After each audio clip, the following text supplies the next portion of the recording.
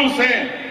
ہاں پورے lock down میں امداد میں نے تقسیم کی بلہ گڑے کے ہمارے KG to PG کے کیمپس سے، اس لیے کہ اکبر الدین اویسی دنیا کو بتانا چاہتا ہے کہ دیکھو چنگران گٹا اور ہم غریب مسلمانوں کے عزائم کو، ہمارے عزم کو، ہمارے جنون کو، جتنی بلندی ہماری عمارت کی ہے، ہمارے جنون کی بلندی اس عمارت سے زیادہ بلند ہے، ہمارا اخلاص اس عمارت کی بلندی سے زیادہ بلند ہے. ہماری نیت ہم بتاتے ہیں دنیا کے سامنے.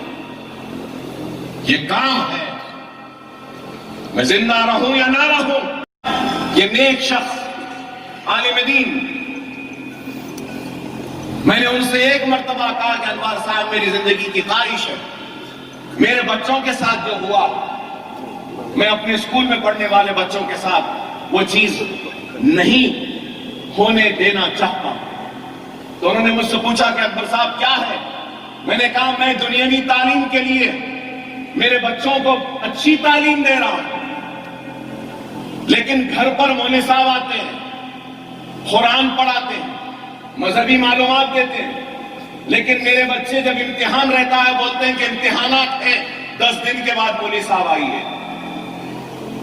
اور تعلیم دین کی منقطع ہو جاتی ہے تھوڑے دن کے لیے، پھر بعد میں قرآن تو کیسے بھی پڑھ لے رہے ہیں، لیکن اسلام کیا ہے وہ نہیں معلوم، اسلام کی تعلیم کیا ہے وہ نہیں معلوم، تاریخ اسلام کیا ہے وہ نہیں معلوم، احادیث کیا ہے وہ مکمل نہیں معلوم. تو انوار صاحب نے کہا تو آپ کیا چاہتے ہیں؟ میں نے کہا کہ میں آپ سے درخواست کرتا ہوں کہ آپ ایسا نصاب، ایسا سلیبس بنائیں کہ اویسی اسکول آف ایکسیلنس میں پڑھنے والے بچے کو دنیا کی تعلیم کے ساتھ دینی تعلیم بھی مل جائے. ایسا نصاب بنایا. ہم چائلڈ سائیکالوجسٹ کو ہم نے مقرر کیا. بچوں کے جو برین ڈیولپمنٹ ہوتا ہے، ذہن جو بنتا ہے، اس کے ایکسپرٹس کو ہم نے مقرر کیا. انہوں نے کہا کہ اتنا بوجھ یہ عمر کے بچے پہ ڈالا جا سکتا ہے، اتنا بوجھ. تو ہم نے نصاب بنایا، ایسا نصاب بنایا ساری دعائیں یاد ہو جاتی ہیں، قرآن ختم ہو جاتی ہے، ترجمہ قرآن کا بھی ختم ہو جاتا ہے، بخاری شریف کی احادیثیں ختم ہو جاتی ہیں، تاریخ اسلام پوری پڑھا دی جاتی ہے، سیرت النبی مکمل ہو جاتی ہے، اور اس کے ساتھ ساتھ سائنس، جدید ٹیکنالوجی اور اسلام کی تعلیم بھی ہو جاتی ہے. جب ایک بچہ ہمارے پاس نرسری میں داخلہ لیتا ہے، 10ویں پاس کرتا ہے، تو قرآن بھی ختم ہو گئی، قرآن کا ترجمہ بھی ختم ہو گیا، سیرت النبی بھی ختم ہو گئی، تاریخ اسلام بھی ختم ہو گئی، بخاری شریف کی احادیثیں بھی ختم ہو گئی، دعائیں بھی یاد ہو گئی، سب کچھ ہو جاتا ہے. اور پھر جب یہ نصاب بنایا تو مسلک کے جھگڑوں کو بھی ہم نے دیکھا. انوار صاحب خود اہل حدیث کے مرکز میں جا کے دستخط کروا کے لائے. انوار صاحب اہل سنت کے مرکز پہ بھی جا کر دستخط کرائے.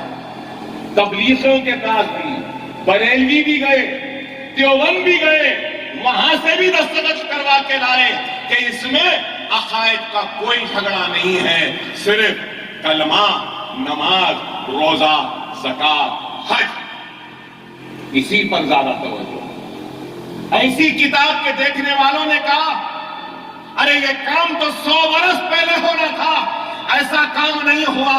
لیکن وہ کام بھی اللہ نے اویسی گروپ آف فسٹ یہ اسکول و سالانہ ملت ایجوکیشن ٹرسٹ سے لیا اور انوار صاحب جیسے عالم دین سے لیا. میں ممنون و مشکور ہوں. قریب 25 لاکھ روپیہ صرف ہوا. 3 سے 4 سال لگے وہ سلیبس کو بنانے میں. تو آپ غور کرو کہ آپ کو صرف بچے کو لا کر اسکول میں چھوڑنا ہے، لیکن آج افسوس کے ساتھ کہتا ہوں کہ داخلہ ہم دے دیتے ہیں، داخلہ تو لے لیتے ہیں، لیکن اس کے بعد تھوڑے تھوڑے دن میں بچے کم ہونا شروع ہو جاتے ہیں. ارے کیا ماں باپ اپنے بچوں کو ہمارے اسکول کی گیٹ تک لا کر نہیں چھوڑ سکتے؟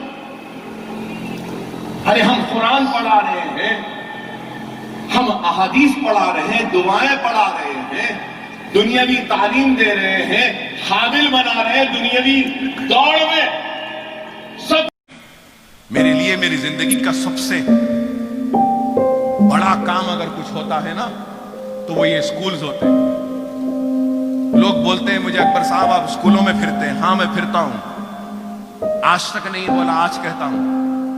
جب بہت درد ہوتا ہے پیٹ میں، طبیعت بہت خراب رہتی ہے اور درد سے کھانا نہیں کھا سکتا، بھوکا رہتا ہوں، پیاسا رہتا ہوں اور کسی وجہ سے دل میں درد ہوتا ہے، کرب میں رہتا ہوں، تکلیف میں رہتا ہوں، تو اللہ اس کے رسول کی قسم ان اسکولوں کا رخ کرتا ہوں، اور جب معصوم غریب بچوں کے چہروں پہ وہ مسکراہٹ دیکھتا ہوں تو میرا سارا غم چلا جاتا ہے، ساری تکلیف چلی جاتی ہے، سارا کرب چلا جاتا ہے۔ یہ خوشی مجھے ملتی ہے، میری زندگی کی سب سے بڑی خوشی ہے تو وہ ان معصوم بچوں کی تعلیم کا انتظام ہے۔